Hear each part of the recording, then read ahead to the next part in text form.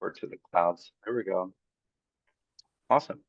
So I just have a few things, and I'll be sending this out because I had to verify a few dates, first of all. And then our time together is really to talk about successes. Because I think too often we get kind of hung up on what we're not doing well, that it's good to hear and share. And maybe we can share some times that we were agents of change and it actually worked. And I think it's okay to look at it not just in the church context, but any context that we're a part of. Because I suspect as CREs, we have our hands and our fingers in all sorts of community connections and that sort of thing. That's kind of the nature of the work that we do. But the first thing I wanted to talk about was that I really am looking at, I think and Marianne heard a little bit about this at the assembly meeting. Instead of focusing on the training side of CREs, because that's going to take a little bit more work, I wanted to hit the ground running with some things that we can do. And so we're looking at for 2025, I stole some of the ideas from one of our previous meetings of continued education. Marianne can tell you if it was well received or not. I had to like run out of there after that.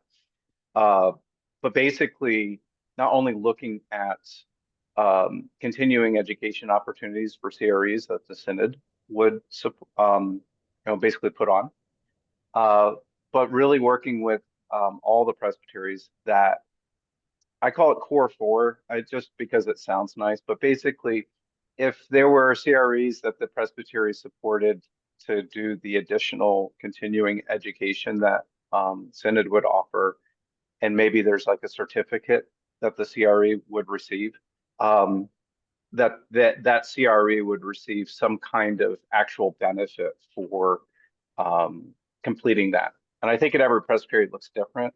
But I think one of the key ones would be ease of working in another presbytery. So if all the presbyteries said, hey, we like this additional training, we have some CREs, we'd like to do that, then there would be an understanding that if the CREs had this like Synod certificate of continuing education, that they would be available to work in other presbyteries without having to go through all the hoops and that sort of thing. So ease of working in other presbyteries.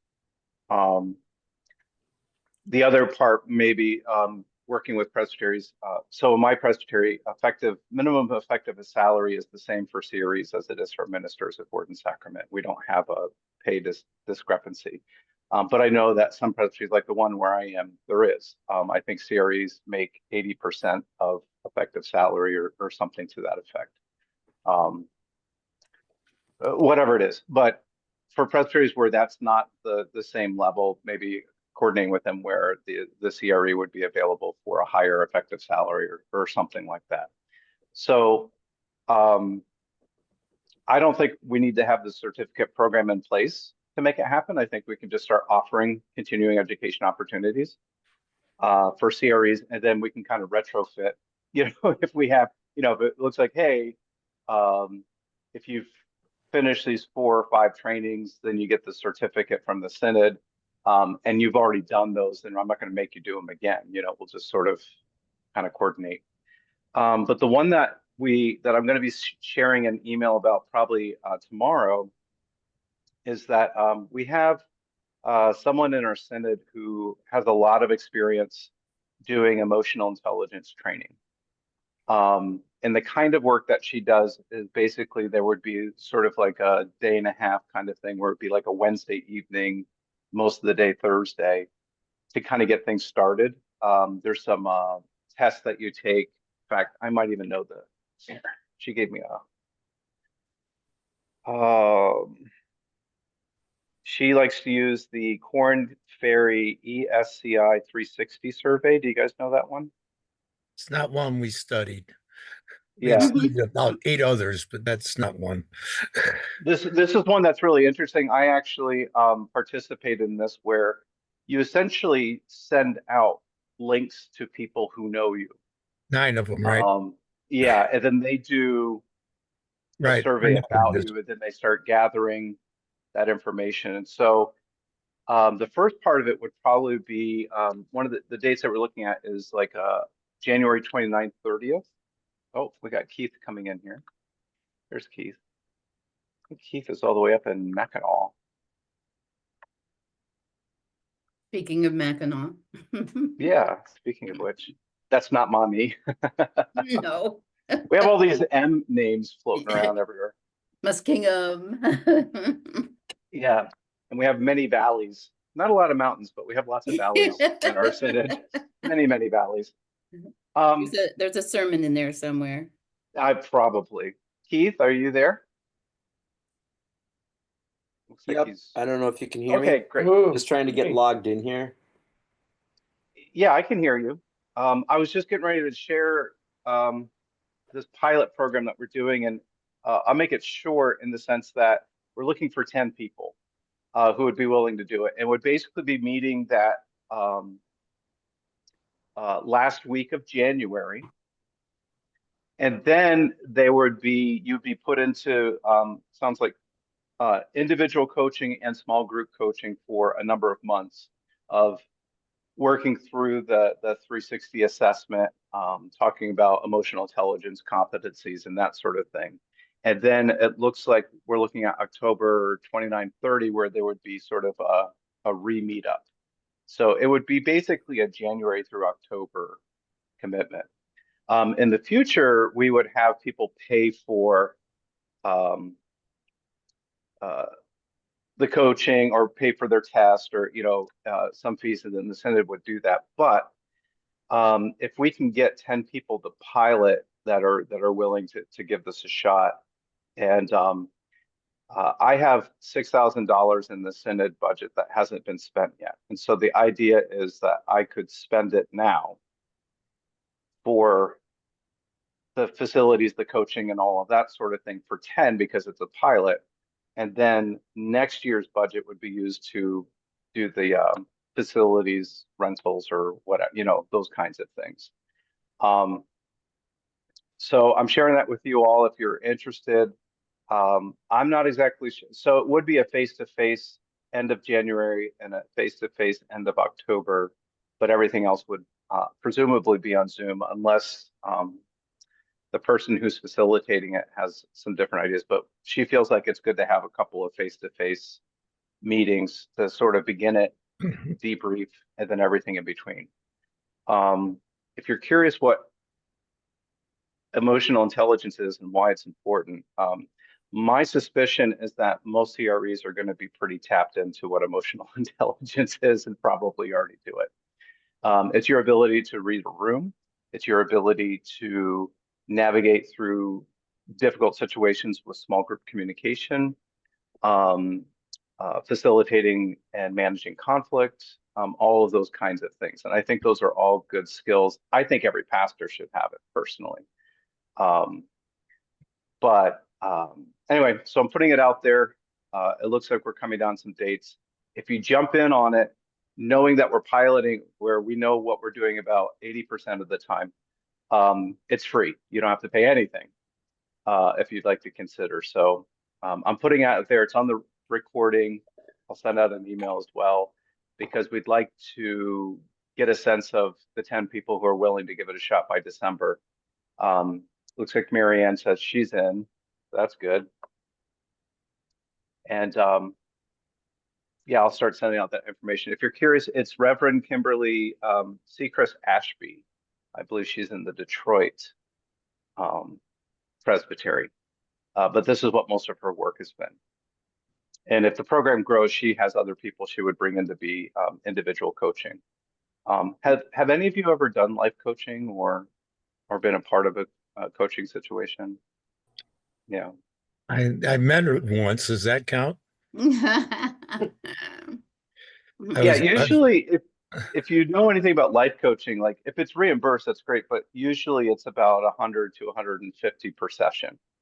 So, if you're talking about life coaching around, or maybe it's more pastoral coaching around emotional intelligence for 7 months, plus these 2 required face-to-face, it's a pretty good deal. I don't know what it will be after this, where, how much people would have to put in towards it, but we thought if we could do 10, that'd be great. Where were they looking at the face-to-face ones being held? That's what we're figuring out right now because Keith, you're super far away, aren't you? Yes. Yeah. I'm looking at a couple of locations. I'm on the other extreme. I think you and I, Keith, are probably at the furthest, almost the furthest extremes. I'm down in Southeast Ohio. So if you think about it, I think we're like this. And then, ideally, I'd love to work with our PCUSA colleges and universities. I think that's a really good place because I know they do the one in Michigan at Alma. Even though I would love to do Muskingum because Muskingum is a 3-minute drive for me. I think Worcester might be a better location. It's a bit of a drive for you, Keith, I understand. But Where is that? so Worcester is Due I'll let south you of guys explain it. Cleveland. Yeah, it's south of Cleveland, kind of east of Akron. Right. It's basically off of the turnpike. You would drop, probably for you, Keith, you would go down to the Ohio Turnpike, head east, and then just kind of drop down from there. But Because I am especially with it comfortable. being in January, I would love to participate, but January travel is always so iffy. So that's why Well, I'm and curious as to what you're I might, looking at. yeah. So we're going to look at that. I think some of us going to see who's available. But let me talk to Kimberly about if we could do a modified version of the face-to-face or not. Like I said, we're trying some things out, but it might be that for the pilot, we want to do face-to-face and then we'll bring in people later. And it might make more sense for us to do something like a mommy or other kinds of things like that, just to make sure they're, it's equidistant. Yeah, summer months isn't a big deal, but January, that's yeah. Well, maybe I'll talk to her and we'll do a Zoom version for winter. And then I think the last week of October, that's usually a pretty time to drive. You might get a pop-up storm here and there, but usually October is fine. Cool. Yeah, January is, I don't prefer to travel in January, but I often do because my other job, they call me the assistant husband, but my wife is a speech coach and they often need judges to do debates. So I travel with the team in January and February. Oftentimes going up to places like John Carroll, because Cleveland, it always snows. It's always bad. Oh, yeah. That side of town is, yes. The Come to my northern side, it's shore. not as bad. Okay, well, thanks for letting me kind of just take some time to share that with you. And Keith, thank you for your input because maybe it's one of those things where we do a Zoom version for January, so it's a little easier for travel, but then we do like a face-to-face in October. Maybe the October one, I was thinking like a Wednesday night, most of the day Thursday, but maybe it can be a little longer or something as just sort of a celebration, and that sort of thing. Great. Well, let's see, we got chats. Good. So with our time that's remaining here, we were supposed to talk about successes, right? Times where you're agents of change, whether it was for a church, maybe it didn't have to be that you're a pastor, you're helping out somewhere or in the community, because I think we had a lot of people at our last meeting where we talked about how to be an agent of change, and we talked a lot about some of the struggles, but it's good to talk about and share stories of success, right? Of especially the ones that didn't seem like they were going to be successful. I'm sure we have some of those stories because the change doesn't always happen right away, but then it kind of picks up steam.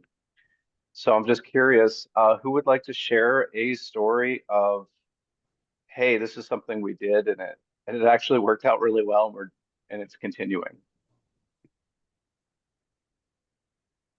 I'll share. Okay, Marianne, you're up. I've been thinking about this a little bit. So, you all know that I serve a senior living community, and it's a very kind of closed community. with like-minded people and close to home type of thing. Early on, I realized, and I'm leaving there this the end of December after 10 years. But early on, I realized that their idea of mission was rather narrow. And I felt challenged to broaden that with them. I've been able to do Bible studies with them about what we fear and why we fear what we fear.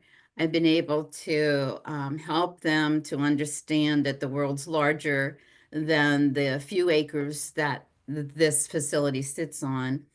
And with all of that, they have blossomed. They are looking at providing, we have some residents that receive Medicaid. And if you know anything about that, Medicaid recipients don't get much to live on. And so they have broadened out their reach to include those people and to buy personal items for them, shampoos and things that they don't have the money for. We have a beauty shop. They've given money to the beauty shop operator and said, this is for anybody who can't pay. Have them pay their $5, but if they need a permanent or hair coloring, you take it out of this money. And so the dignity of the people is not hurt or harmed. Not only that, nearby, they have done a food drive in our little community that netted not just tons of food and things like, again, people don't receive out of the the harvest places, the places that are organized for people to come, they don't receive things like paper towels and toilet paper and that sort of thing. So those were given, as well as $500 from the community. And then on a larger scale, I introduced them to the Presbyterian Mission Agency. And they found that to be worthy of donating, well, right out of their treasury, $200 for any immediate care. And then this small committee, let's see, at the time, I think there was 7 or 8 of them, maybe not 8. But anyway, each one of them chose something in that catalog that was close to their heart and donated the money for, and coincidentally happened to be at a time when the mission agency had funds to double what they were giving. And so they now have an awareness and a heart to give on a broad scale. And I'm so proud of them, as they've come out of their narrow focus into a worldwide contribution. That's great. So, Marian, could you just explain just a tiny bit more the context? So is it assisted living, nursing home? Like what's the situation? Yeah, this community is independent living, and those are the ones that I was working with. Some assisted living might have, although our assisted living, they have some of them have greater needs. Most of them have greater needs than to be, and they are the ones, they and our skilled nursing people are the ones who have been recipients of the independent living's donations. Yeah. So as you were hearing, Marian, thank you for sharing that. That's that's cool. What I like about the story you shared is that it's a community that is often seen as one that needs to be given to, right? But there's something special that even though there are a lot of needs for that kind of community, we have one in New Concord as well, that independent living with a little bit of assistance. but for them to get engaged and give and support each other is really special. And as you guys were hearing Mary Ann's story, what are some other like just little themes? I think you have something else to add, right, Mary Ann? Yeah. Yeah. But yeah, what are some of the themes that you heard in terms of the turnaround, or why do you think they blossomed, or that's we want to listen to those kinds of things. Go ahead, Mary Ann, you had one more thing to add. I'm sorry. One addition, so many people who are unable physically or financially to contribute. Our activities director, I give her every credit on this. She had them, and they are doing it every year now. They make handmade little ornaments that they sell. Staff goes and buys, families come in and buy these ornaments. That money, then they determine to give to a cause. And so they are very proud that they're not just the recipients. They're able to do Right. something for somebody else, and they love it. And Right. I'm thrilled that Danielle, our activities person, has led them in that way too. You're right. They aren't just needing, they need to be useful, and then they are. Well, and I think so that's the one thread that I'm pulling out, or one theme, is that everyone has the ability to contribute in some way, shape, or form. Mhm. And we shouldn't overlook even the smallest of contributions. They're just as important as the bigger ones, because it's that connection with other people and thinking outside of ourselves that's really, really important. So that's one I pulled. How about others? As you're listening to Mary Ann's, what are some other things that you heard that like, oh, okay, these are like the little touchstones of them beginning to blossom and reach out outside of themselves? Yeah, go ahead, Wayne. Similar story. The Wycliffe Church is just down the road from Breckenridge Village, which was Presbyterian when it started. It's now part of Ohio Living, so it's multi-denominational. Yeah, so that's the same here down here. Yeah. New Concord. And a lot of Presbyterian ministers live there. And unfortunately, they never had a service on a Sunday. In fact, they told us that if our church ever closed, you might as well go there because nobody's using the place. As it turns out, our administrative commission that was trying to figure out whether we lived or died suggested that we set up a Sunday service once a month with them. So it's been over a year now, and what happens is the entire church, our church closes up, moves over there, and does the service in there. And we record it like every other service and so on and so forth. And we bring our own music people and all that sort of thing. Well, we get a few of the residents, but the thing that made us sad was that we can't deal with the people who are not fully functional, because there is they start out fully functional and end up pretty much in 24-hour care without ever leaving this facility. Well, as it turns out, they have a Friday service. So they asked me to go and do the Friday service once in a while. So I do that every month now. And half the people in this Friday service are wheeled in wheelchairs. They're on oxygen and all of that sort of thing. And the neat thing about it is they've asked me to pick older hymns. And the reason we do that is because that involves these people. Right. They'll be sitting there like, oh, all of a sudden they hear that hymn and they're back going to it and everything else.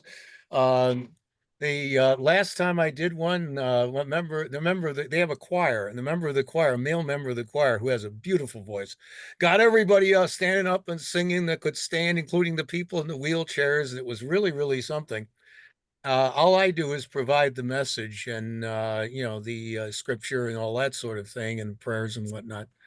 So basically, we went from just going there on Sunday to now we're doing it on Friday. And you say, well, what happened after that? Well, we have a thrift store once a month. And now all of a sudden, people from Breckenridge are coming to the thrift store. They're donating stuff. They're buying stuff. one of the, our treasurer also makes these breakfast cookies that she sells in the bake sale. There's groups there's one lady who comes for all of Breckenridge Village and orders like about 30 of them. I mean, they're all about this big. So she orders 30 of them and she shows up to pick them up and everything else. And they donated a quilt to us that we could raffle off for the thrift store. And the ladies had made it, and it was really something. We had it hanging. You had to hang it from a wire or something. It was so big. So they're now becoming closer and closer to a part of us, when before all they were doing was just watching whoever on television. Mm-hmm. Now there was no face-to-face contact. On a Friday, they'll get as many as 50 people, and that includes the choir. They have a choir of about 6 or 8 people. And on Sunday, we get about 10 to 12 residents besides our people. So we're still building that one, but the spiritual director thinks it's fantastic, wants us to keep going. Mm-hmm. They're going to be redoing their entire chapel in January, so we'll be skipping January, maybe February, while they tear the whole place up. They're going to put in a new sound system and a new video system so they can live stream and do all that kind of thing. And so we may end up live streaming this stuff before too long. But the fact of the matter is, the spiritual director is also looking at other things to work with them. The other thing that made this tough for me is there's a Presbyterian church in our presbytery right across the street. So I was afraid that the presbytery would be mad that I'd be doing the work with them, 4 miles down the road, and the presbytery the Presbyterian church across the street never got the chance. Well, he apparently has been talked into doing Bible studies for them. So, and apparently he loves it. So this is this older group, as Marianne said, it just wants to connect. Mm. And up to now, they've been connecting with, they all know each other. Right. Let's see, who is the chaplain at Breckenridge? Beverly Roble. She's a Methodist. I know her. She is outstanding. We have become very close. And so now I'm hearing 2 themes. Okay, so the first theme I'll again pull from Marianne's, which is everyone can contribute in some way. Mm-hmm. And if we can help people feel value in what they're contributing and feel connected. I especially was thinking about how you said they got to pick something that was passionate for them, right? And that's what they tied in. What I hear from Wayne's is the phrase. There were 2 phrases that kind of came to my mind. One was that in Hebrew, if you don't know Hebrew, the Hebrew word for worship and service is the same.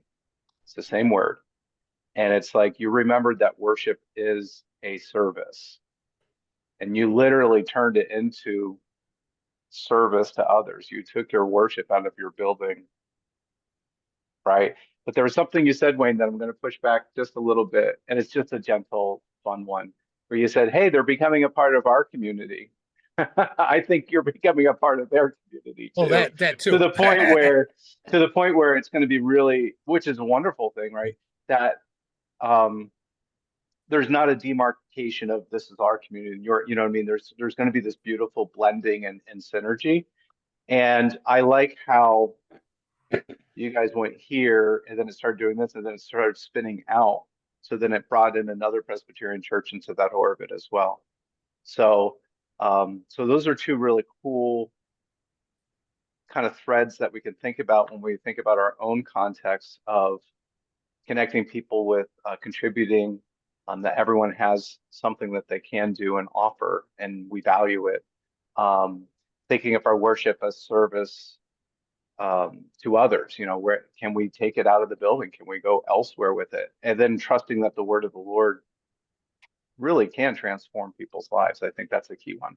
I think we diminish, whether we choose to or not, the power of God's word. Personally, I think sometimes we think we have to do more, but sometimes less is more, which is a funny line from Waiting for Guffman, if you know that movie. But anyway, I'll show you a little bit if we have enough time. Judy, do you have anything that you'd like to, as you were thinking? Because I know you're kind. Are you still kind of in between? Well, I do pulpit supply now. Oh, okay. So I'm retired from the church, but I do pulpit supply. But before I was in the church, I worked in a retirement community, ironically, for a long time. And two things came to mind when they were talking. One was, I can remember one time I was working on this brochure describing our community.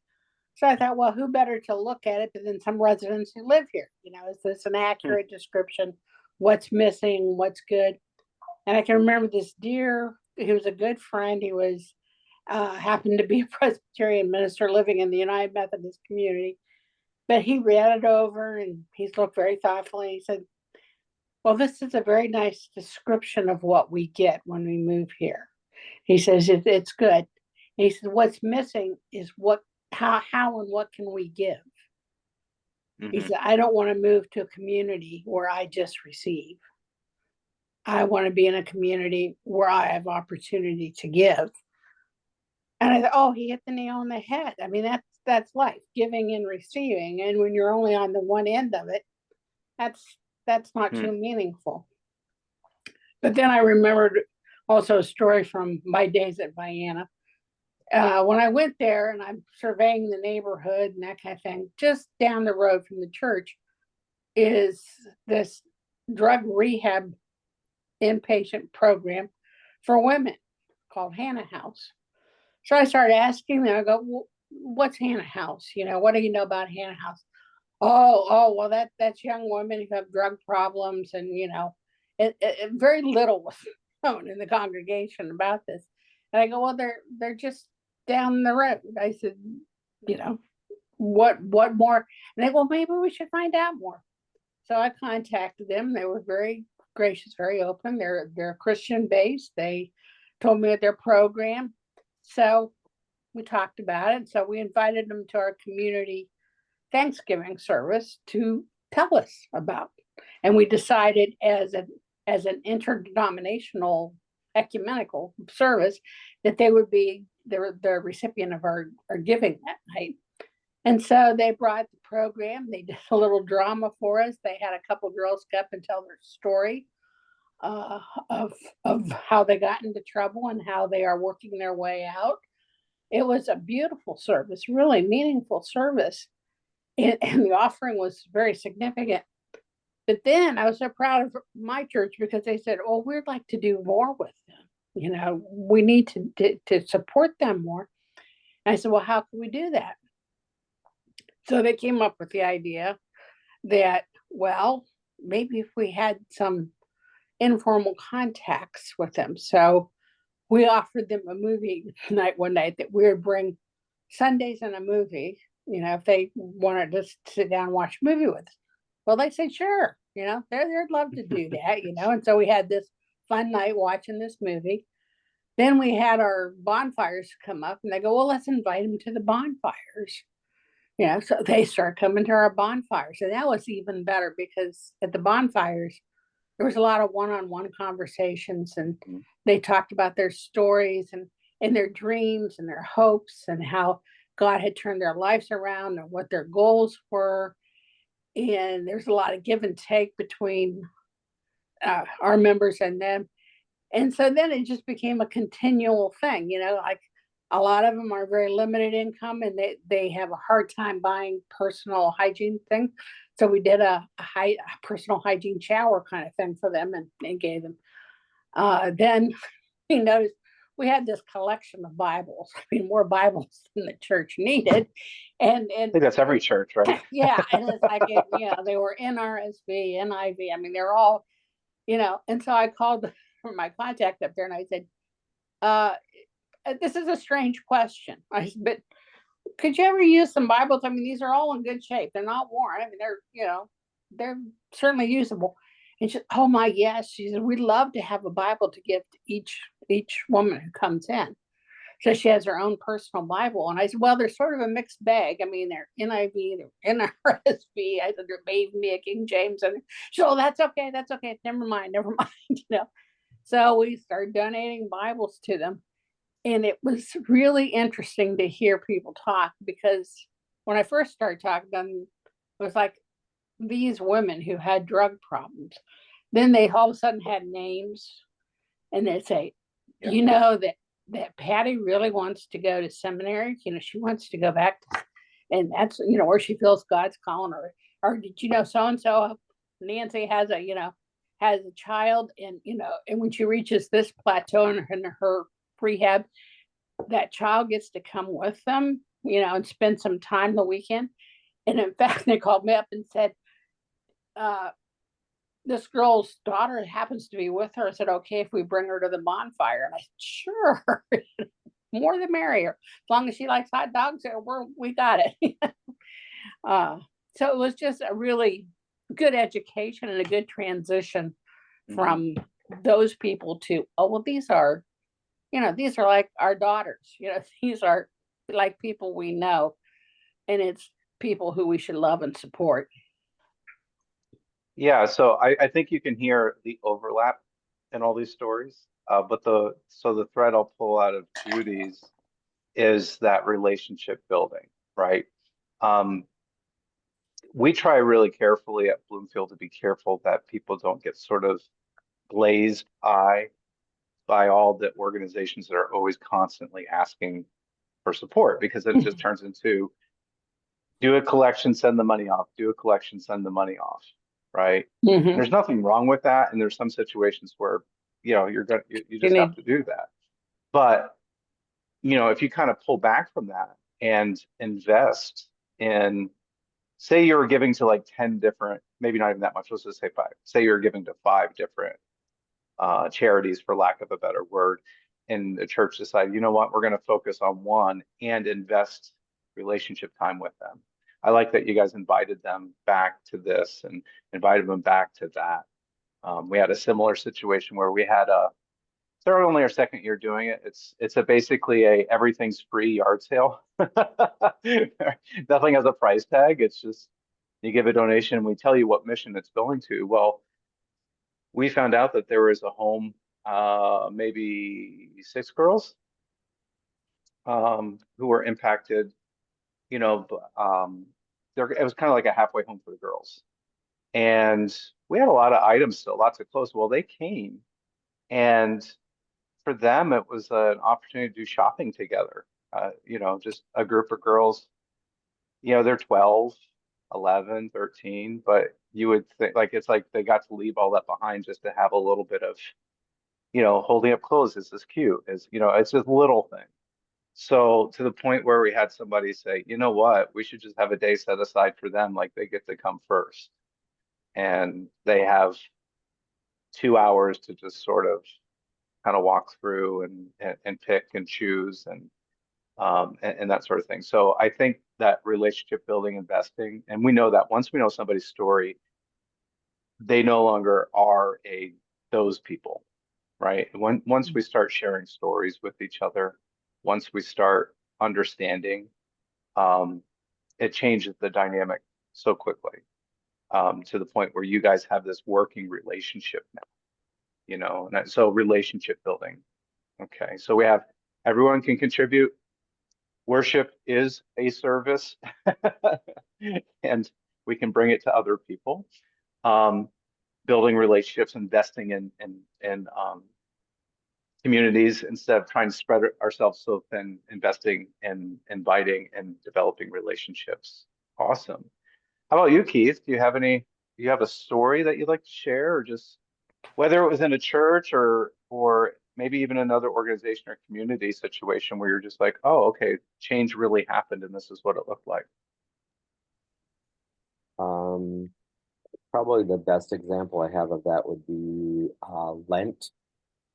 And the Wednesday services during Lent, we turn them into community soup suppers, but we involved a whole large group of area churches and each Wednesday was at a different church. And we have had started this 2 years ago. We had a common theme, and then every Wednesday we had a different topic centering on whatever happened to be the theme. And so each church got to have their soup supper and put on by the congregation, and it was done informally. So we actually did it in the area where we ate rather than in the sanctuary. And I know the popularity really grew as we did them. Not only because you get to have different soups and different traditions and stuff in other congregations, but also the different pastors, their approach and their type of way they preach and stuff. So it was really a really positive experience and grew in popularity, so that by the end, I know that we were second to last, I think, and our basement was full of people who came. So it was a really nice way of practicing fellowship and coming together in churches that otherwise probably would not have come together. And there were Lutheran churches, Presbyterian, one of them was an independent congregation. So it was a really nice time going around to the other congregations, and gave them an opportunity to, like, we have a bell choir, so the bell choir played. One of them had a formal choir. The Episcopal Church had a formal choir, so they had the robes and the whole kind of high church kind of thing that you sometimes see at an Episcopal church, and so that was kind of neat. And then Good Friday service was an all afternoon service, and all of those same churches came together and shared time, and so it rotated through each one of the different congregations for the Good Friday afternoon service, which was held at one church. And then people came and went the afternoon, and so did the groups and pastors presenting and reading and stuff. So it was a really positive experience, and I know we're already talking about what we might do this year for that. Yeah, with that one, it's that sort of reminder that regardless of denomination or that sort of thing, right? It's one kingdom. And so I think that's a thread I pull out of that one. The other side one is that, how to put this? I don't think most churches thinking about how to change and work together and grow and that sort of thing would go after Lent, right? Usually we try to do worship in the park in the summer, or shared Christmas or shared Easter. And it's like you sort of picked, I think part of change is sort of recognizing a space that is underutilized, or a time of the year that's just sort of not competing with anything else, right? Why not make it Lent? And then it became really successful. I was all for it because that's one service I have to prepare for versus, and I was still working full time and just doing this in my spare time, right? And so it worked out really well that way too. We only did it once. It didn't really take off for a variety of reasons, but we had a pastor. It was her last call in our small community, and she knew that, she's like, well, she was about 5 or 6 years out from retirement, and knew this would likely be her last call before retirement. And she brought this idea. She said, August is kind of low attendance for most folks. We live in a farming community, so August is full of people getting ready for county fair and animals and haying and you name it. August is just sort of a low attended time. So we did a pulpit rotation where we specifically chose stories from First and Second Kings, for example, that never make it onto the lectionary. We just thought it'd be fun. And we started in our own church, Sunday 1, And then we went to the next church and did the same sermon while they did their sermon at our church, right? And we just did this pulpit exchange for the month of August. And the nice thing was you only had to do one sermon for the month. But you also knew, we also met together, kind of talk about some ideas and that sort of thing. And that was fun. I wish we had done it again, but that's a similar idea. But yeah, that's the two I pull, is that, again, whenever we do things together with the church, it reminds us that we're the church of our community, not the Presbyterian Church here, Methodist Church, Lutheran Church, that at the end of the day, we're all one kingdom. But again, finding those areas that are sort of underutilized, finding those spaces where, I don't know about you all, but I know at where I am, I've made changes with the Sunday worship, but it really hasn't changed all that much. There's some specific traditions lined up with the community, but whenever we do a worship service that's not Sunday, it's like all of a sudden people are a little bit more open to experimentation and trying some different things. And I, find those little areas, because there's nothing in the book that says this is what a Wednesday worship service looks like for Lent, midweek. And the other thing I heard was, and that kind of gets at Wayne a little bit, sometimes changing our context can change the whole feel of anything. You did the worship where you're eating, right? You didn't go upstairs to the sanctuary. We did that once. Somebody had recommended that we move our congregational meeting, because we had a lot of things to work through at one of our and somebody said, why don't we just do it in the basement fellowship hall with some snacks? And I'll tell you what, that was a really effective meeting. People were willing to engage, even though there were some difficult things we had to work through. You give people snacks and comfortable chairs, they're a little bit more willing to have those harder conversations. But just changing the context, trying it someplace else can make a big difference. So that, as we're getting close to the end of our time, I'll just share real brief. Mine's not as exciting as all of yours. Mine's kind of boring, right? But sometimes change can be boring, but then it really bears a lot of fruit, right? So when I had started at Bloomfield, oh, hold on. I got somebody popping in.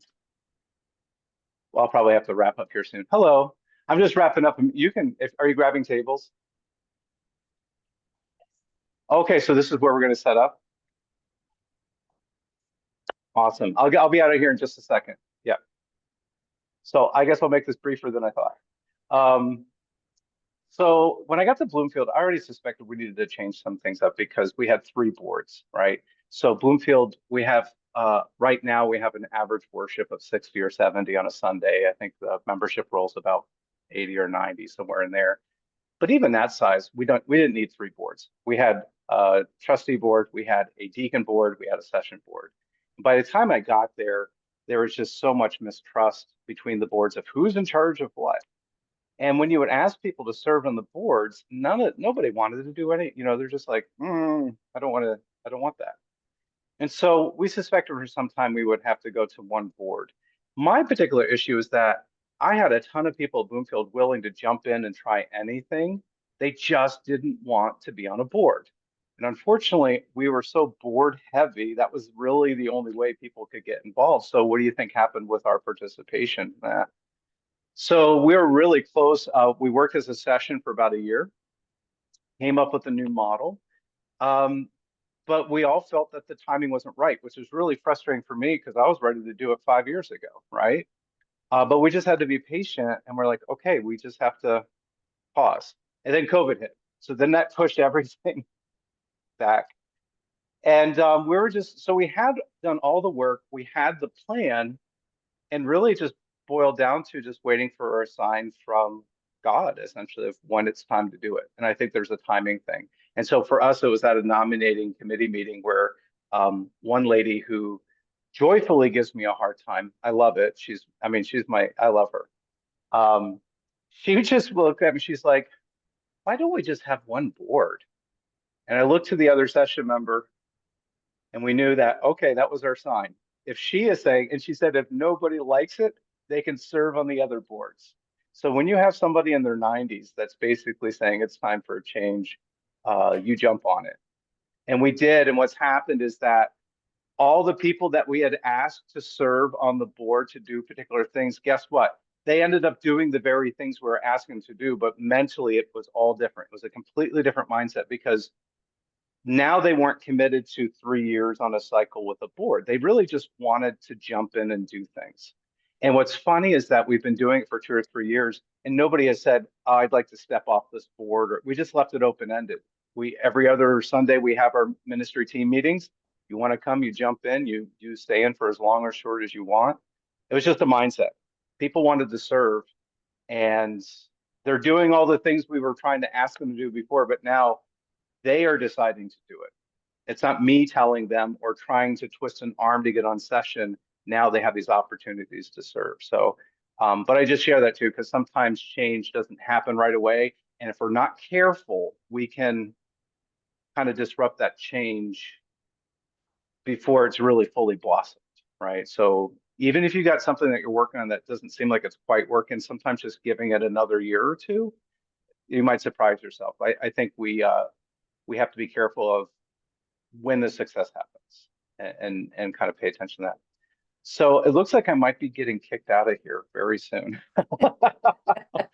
And I really appreciate it. So I recorded this so that we can share it with other people. And I'll be sharing some more information about that piloting. I already got like 2 more emails from the lady. So I think we should have some details pretty much in place really soon. I really appreciate you all here. I know this is a busy time, so I'm grateful for those of you that jumped in. After this, I've got my wife is doing a show, her show that she did in Scotland for a month. She's doing at Muskingum University this weekend, and the student that was supposed to do her lighting dropped out. So if you don't know, I'm a theater major from Heidelberg in Tiffin, Ohio, and I did lighting. So guess who's doing lighting for my wife's show?